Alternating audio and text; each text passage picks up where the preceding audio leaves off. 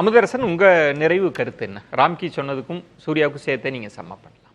அதாவது அம்மையார் ஜெயலலிதா அவர்கள் இருந்தப்ப அவங்களுடைய வீட்டில் கூட்டணிக்காக காத்து கிடந்த கட்சிகள் கிட்ட போய் இன்னைக்கு கூட்டணிக்காக காத்து கிடக்கக்கூடிய ஒரு சூழலுக்கு அதிமுகவை படுமோசமாக தன்னுடைய சுயலாபத்திற்காக தள்ளியிருக்கக்கூடிய தலைமையை பார்த்து இன்னைக்கு அதிமுகவுடைய தொண்டர்கள் சரியான பதிலடி அவங்களே கொடுத்துட்டு இருக்கிறாங்க.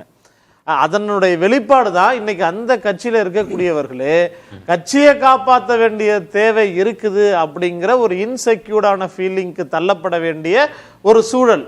இன்னைக்கு வெஸ்ட் பெங்கால்ல வக்ஃபுக்கு எதிராக போராடினவங்க கொல்லப்பட்டிருக்கிறாங்க. டெல்லியில குருத்தோலை நிகழ்ச்சிக்கான அந்த ரோட்ல நடந்து போகக்கூடிய அந்த நிகழ்ச்சி தடை செய்யப்பட்டிருக்குது. இன்னைக்கு தமிழ்நாட்டுக்கு நிதி பகிர்வு தரப்படாதனால தமிழ்நாட்டு மாணவர்கள் பாதிக்கப்படுறாங்க.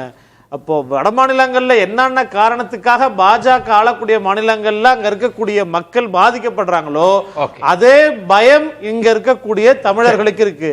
இவர்களுடைய மினிமம் காமன் ப்ரோக்ராம் என்ன அப்படின்னு சொன்னா தமிழர் விரோதம் அப்படிங்கிறது மட்டும்தான் இவருடைய மினிமம் காமன் ப்ரோக்ராம்.